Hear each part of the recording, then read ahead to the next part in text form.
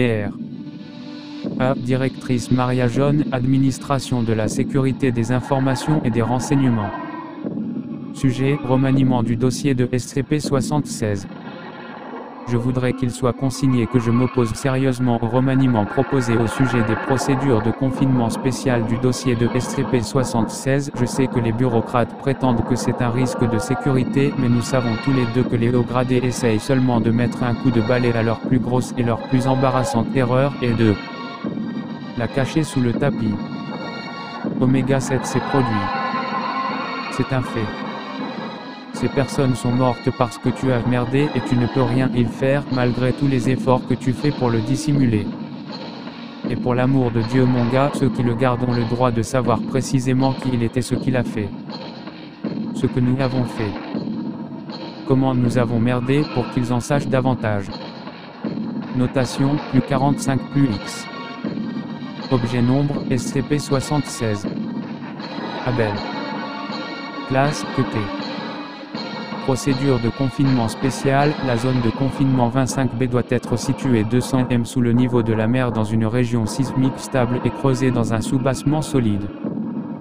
L'unique accès à l'installation de confinement doit se faire par une cage d'ascenseur séparée tous les 50-50 mètres par des portes anti-explosion renforcées et bâties dans un blindage de 20 cm de titane. La zone de confinement 25B doit inclure les éléments suivants. Un périmètre de sécurité externe vis-à-vis des menaces extérieures, doté d'un personnel de sécurité entraîné aux techniques de combat en zone fermée et aux contre-intrusions. Une zone de gestion et de soutien ZGS comportant des installations de soutien et des lieux de vie pour le personnel sur site. Une zone de confinement primaire ZCP comprenant un cube de 7 m emboîté dans 1,5 m de titane. La ZCP doit être conçue dans le but d'être inondée et asséchée au besoin et doit rester inondée d'eau de mer sauf si l'accès à son contenu est requis. Un couloir de mort de 150 m doit être l'unique accès entre la ZCP et la ZGS comprenant l'eau, l'électricité, un système de drainage et des conduites de ventilation. Les murs et le sol de ce couloirs doivent être renforcés de la même manière que le ZCP, ainsi que d'un système électrique de dissuasion capable de délivrer une décharge de 20 000 volts. Un poste de sécurité situé à l'entrée de ce couloir de mort doit être doté de pas moins de 3 membres du personnel armé et ceux-ci doivent être de garde en permanence. Cette force de frappe doit intégrer, sans s'y limiter, au moins un système SIO monté sur pivot et ayant une parfaite ligne de vue sur le couloir, ainsi qu'un écran de protection en plexiglas pour protéger les gardes d'armes de lancer. Dans l'éventualité d'une brèche de confinement total, tout le personnel présent sur site doit se rendre au poste de sécurité le plus proche pour une répartition des armes et des équipements de protection. Le personnel restera en état d'alerte jusqu'à ce que SCP-76-2 soit confirmé comme étant neutralisé. Si 90 minutes s'écoulent après l'annonce d'une brèche totale de confinement sans qu'un ordre de fin d'alerte soit donné par un membre du personnel de niveau 4 ou plus, les mesures d'urgence définitives seront activées. L'installation complète sera noyée et l'accès par la cage d'ascenseur scellé pour un minimum de 24 heures avant qu'une tentative de réouverture ne soit effectuée. Cela entraînera nécessairement la mort de tout le personnel. Description, SCP-76 comprend 2 éléments, un cube de pierre SCP-76-1 et une entité humanoïde contenue à l'intérieur SCP-76-2. SCP-76-1 est un cube de 3 m conçu en roche métamorphique tachetée de noir. Toute la surface externe et interne de SCP-76-1 est couverte de profonds motifs ciselés ne correspondant à aucune civilisation connue. Une analyse au radioisotope montre que l'objet est âgé d'environ 10 000 ans. Une porte est située sur un des flancs, scellée avec une serrure de 0,5 m de large et entourée de façon circulaire par 20 autres serrures plus petites. À ce jour, aucune clé n'a été découverte, rendant la porte impossible à bloquer une fois close. La température intérieure est d'environ -180°C 93 Kelvin et ne peut être altérée par aucun moyen interne ou externe. Immédiatement au centre de la pièce se trouve un cercueil en pierre mesurant 2,13 m maintenu à sa place et fermé hermétiquement par de nombreuses chaînes de factures et de matières inconnues. Celles-ci sont attachées aux angles intérieurs de SCP-76-1. SCP-76-2 ressemble à un mâle humain mince et d'origine sémite, approchant de la trentaine. Ses cheveux sont noirs, ses yeux gris et sa peau possède un ton olive. Le sujet mesure 1,96 m et pèse 81,65 kg. De nombreux tatouages représentant une iconographie occulte et ésotérique sont présents sur tout son corps, la plupart sous la forme de démons au visage grimaçant et varient de subtil à ouvertement ostentatoire. Le sujet est techniquement mort lorsqu'il est enfermé dans SCP-76-1. Cependant, SCP-76-2 se réveille régulièrement en parvenant à ressusciter, possédant alors tous les processus vitaux qu'un être humain requiert pour vivre.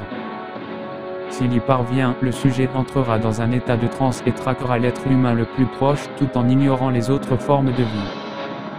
En arrivant au contact d'êtres humains, SCP-76-2 entre alors dans un état de fureur dans lequel il essaye de tuer tous les êtres humains qu'il rencontre. À ce jour, seule la mort du sujet a prouvé son efficacité à mettre fin à ces déchaînements de violence. Stopper SCP-76-2 est souvent problématique en raison de ses importantes capacités physiques.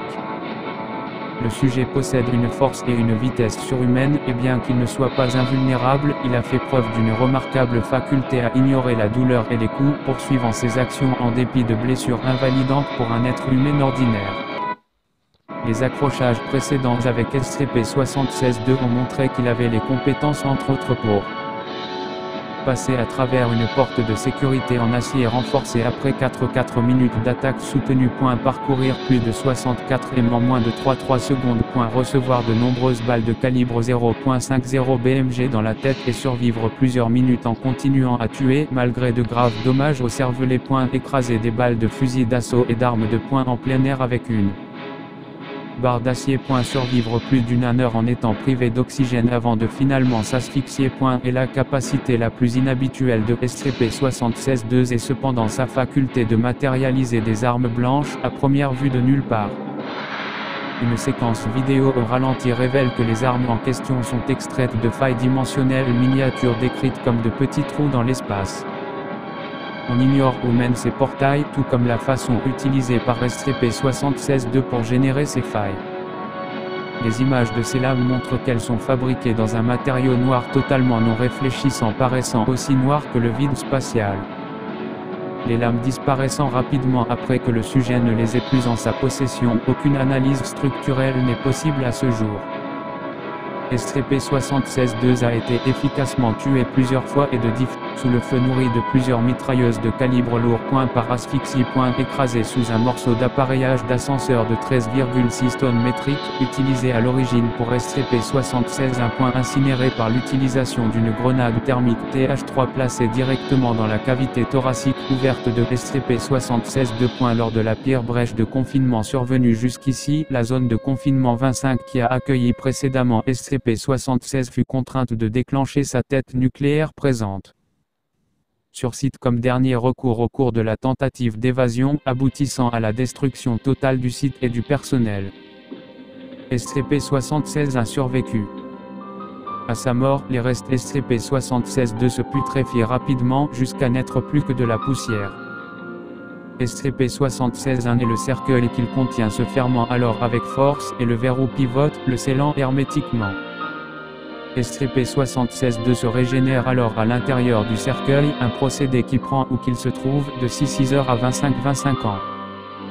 Les analyses post-mortem de SCP-76-2 existantes montrent qu'il possède un système interne grandement différent du genre humain, documenté dans données supprimées. Données complémentaires, SCP-76 fut découvert en Mongolie en 18 par des archéologues anglais. Tous les membres de l'expédition furent par la suite tués lors du voyage de retour. SCP-76 fut récupéré dans le bateau par la Society, une des organisations qui plus tard fusionna avec la Coalition mondiale occulte, et placé en vitrine dans leur sanctuaire intérieur. SCP-76 est resté entreposé pendant années jusqu'à ce que SCP-76-2 devienne actif et s'échappe le moins. La raison de l'activation de SCP-76 est actuellement inconnue, mais c'est à ce moment-là que les clés de son abri externe furent perdues.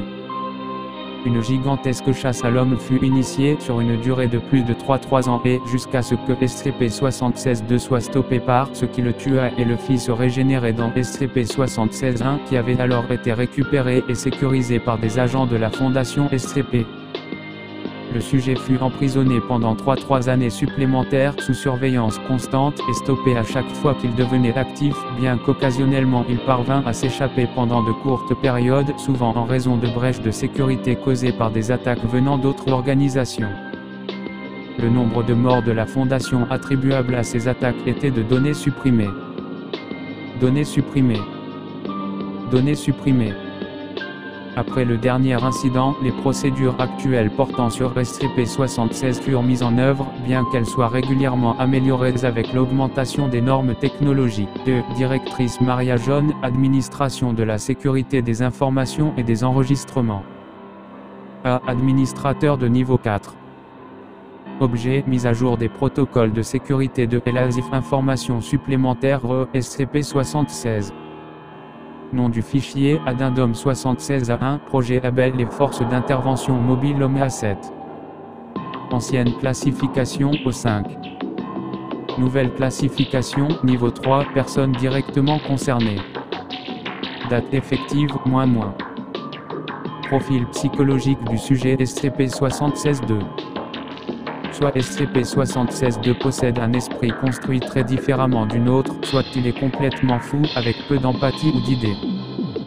Des concepts tels que le sexe, l'amour et l'égalité lui sont totalement inconnus. Le sujet est totalement désintéressé par le sexe, ne faisant pas la différence entre les deux genres à part comme un moyen d'identification visuelle. Le sujet a également admis qu'il ressentait un immense plaisir dans l'acte de tuer, il n'est pas attiré par le fait de causer de la douleur physique ou émotionnelle, en bref, un parfait sociopathe. Les tests des intelligences ont été extrêmement peu concluants sur SCP-76-2 et aucun résultat précis n'a été obtenu. Cela doit être lié à l'étrange processus de réflexion du sujet. SCP-76-2 a toutefois démontré une grande connaissance de l'anatomie humaine quoique dans un contexte hautement violent, de la stratégie militaire, de la métallurgie et, étrangement, de la gestion de stocks de nourriture. Le sujet connaît plusieurs langages, y compris l'anglais, mais le plus remarquable est sa connaissance de plusieurs dialectes du sumérien ancien qui semble être sa langue favorite. SCP-76-2 n'a rien sinon du mépris pour la vie humaine, avec une exception, il semble avoir une sorte de respect méfiant pour ceux qu'il reconnaît comme ses supérieurs. Cela fut découvert lorsque l'agent, un agent qui avait beaucoup d'expérience avec SCP-76-2, n'apparut pas quand il s'évada. Le sujet semblait confus, demandant à plusieurs membres du personnel où l'agent se cachait. Quand il apprit finalement le destin de l'agent tué en dommage collatéral par une frappe aérienne destinée à stopper l'avance de SCP-76-2 arrêta le massacre et accepta d'être escorté et confiné. Le sujet fut ensuite interrogé sur le changement soudain de son comportement. Début de l'enregistrement. Dr. Pourquoi êtes-vous si intéressé par la mort de l'agent ? SCP-76-2, le sujet commence à jurer en sumérien ancien. Dr. Pourquoi sa mort vous importune-t-elle ? Vous avez tué de nombreux humains avant, pourquoi est-il tellement coupé par SCP-76-2 ? SCP-76-2, parlant maintenant anglais différent. Parce que, contrairement à vous, mots sumériens non traduits, il représentait un défi, un ennemi réel. Dr. Pourquoi avez-vous de l'estime pour lui ? À chaque fois que vous avez repris conscience, vous avez tenté de vous échapper. Il fut le responsable de votre neutralisation plusieurs fois. Vous devez certainement être content de sa mort. SCP-76-2, j'espère difficilement vous faire comprendre. Savez-vous qu'il a réussi à me tirer dans la tête fois ? Un homme comme ça mérite de mourir au combat si près de son adversaire qu'il pourrait en sentir le souffle. Pas dans un mot sumérien, non traduit bombardement ordonné par des rois et des princes Quar, sains et saufs dans leur palais. Vous autres SCP-76-2 crash vous me dégoûtez. Je n'ai même pas envie de vous tuer.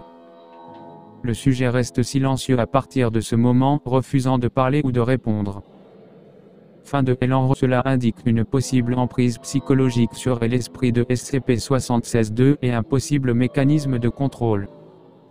Étant donné le coût matériel des tentatives d'évasion de SCP-76-2 et le désir de la commission BOE d'utiliser SCP-76-2 à des fins tactiques, je recommande que nous poursuivions ce projet dès que possible. DR PG 2 ADR PG Projet Omega 7 Objet Confirmation. Il a dit oui. Proposition de projet Force des interventions mobiles Omega 7 boîte de Pandore. Énoncé de la mission Support de SCP-76-2 Abel sur le terrain dans des situations à haut risque. Organisation de la force des interventions actif Abel, chef de la force des interventions, dit à 20 agents de terrain divisés en 5 équipes de 3 à 5 chacune. Les membres de l'équipe doivent être choisis personnellement parmi l'élite des agents de terrain par le sujet Abel lui-même dans le but de maintenir une relation stable entre l'artefact et les membres de la force des interventions.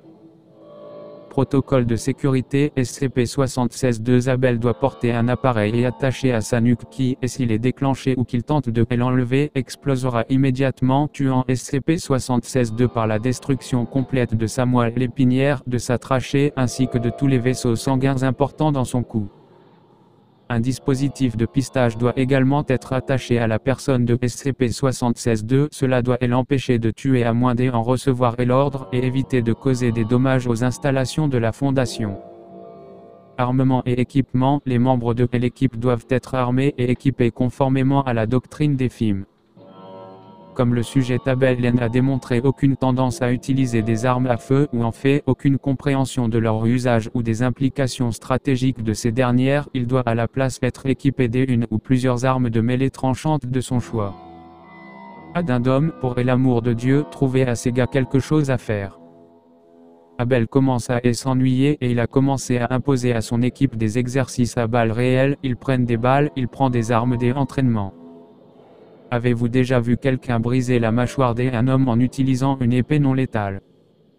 Il ne s'arrêtera pas avant que quelqu'un ne se fasse tuer. DR, rapport du DR. PG, projet Omega 7. Au vu de l'excellente maîtrise de la langue sumérienne de SCP-76-2, les chercheurs lui ont demandé de traduire quelques documents qu'ils trouvaient dignes de son attention.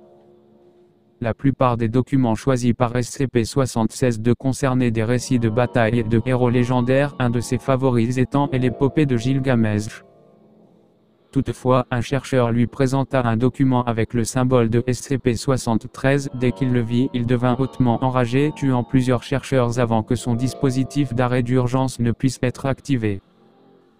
Quand il revécut et fut interrogé à ce propos, SCP-76-2 répondit de manière agressive et l'interrogatoire fut abandonné immédiatement. Il est recommandé qu'aucune chose en relation avec SCP-73 ne soit apportée à SCP-76-2 et que les deux anomalies ne soient jamais sur la même installation. Addendum 07-CA07, récemment, SCP-105 fut accepté au sein de la force d'intervention mobile Omega 7, ayant battu SCP-76-2 à une compétition dont le but était de savoir lequel des deux arriverait à activer plusieurs appareils situés à 1,6 km les uns des autres. SCP-105 fut significativement meilleur que SCP-76-2 en utilisant ses talents à son avantage. SCP-76-2 admit sa défaite et permit l'entrée de SCP-105 dans le groupe. Addendum 07-CA09, proposition d'utiliser SCP-76-2 comme un moyen de contenir SCP-682. Les personnes disposant du niveau 4 ou plus sont invitées à consulter le plan 76 à 2 nombre 3. Addendum 76 à 23 sur demande de la commission BOE, la force d'intervention mobile Omega 7 doit être assignée dans région de contre-données supprimée. 2. DR ADR PG, projet Omega 7. Objet, ne faites pas ça, P. Pour l'amour de Dieu, ne fais pas ça. C'est déjà assez désastreux qu'ils essaient de militariser Iris aussi. Ne laisse pas les militaires nous charger du sale boulot contre quelques fermiers. 2. Général BOE ADR PG, projet Omega 7. Objet, un travail bien fait. Excellent travail, docteur.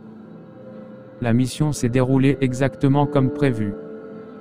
Nous vous rappellerons encore si nous avons besoin d'aide. Général Bo. 2. ADR. PG, projet Oméa 7. Objet, j'espère que est putain de fier de toi, espèce de connard. LO.JPG. Parce que est un pire trou duc que ce mec. 2. DR.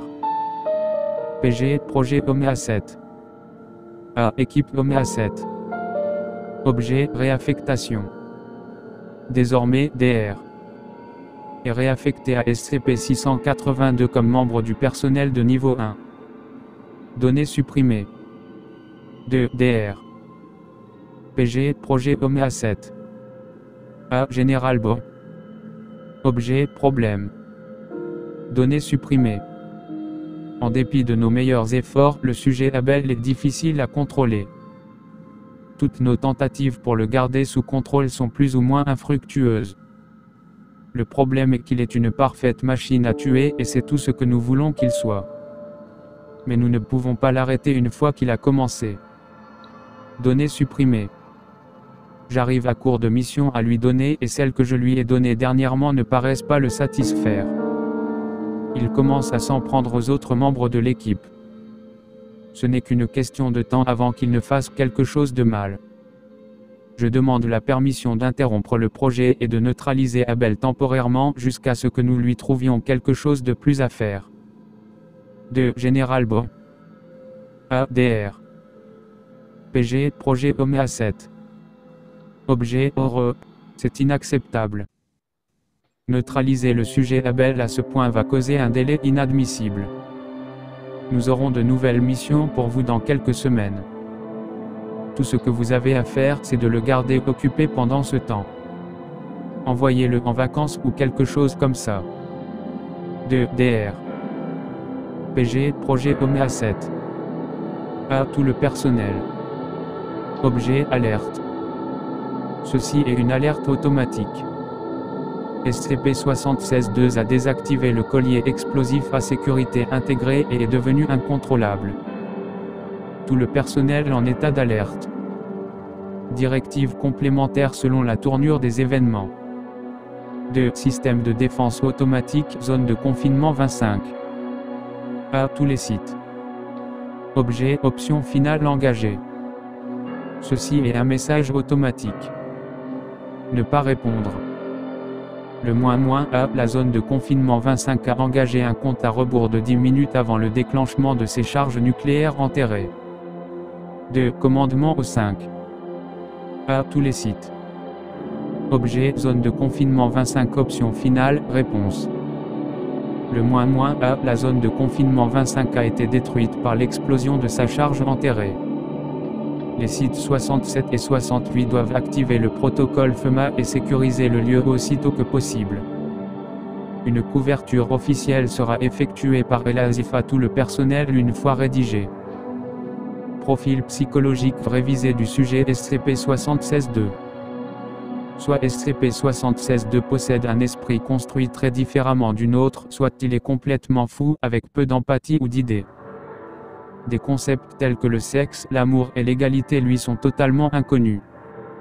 Le sujet est totalement désintéressé par le sexe, ne faisant pas la différence entre les deux genres à part comme un moyen d'identification visuelle. Le sujet a également admis qu'il ressentait un immense plaisir dans l'acte de tuer, il n'est pas attiré par le fait de causer de la douleur physique ou émotionnelle.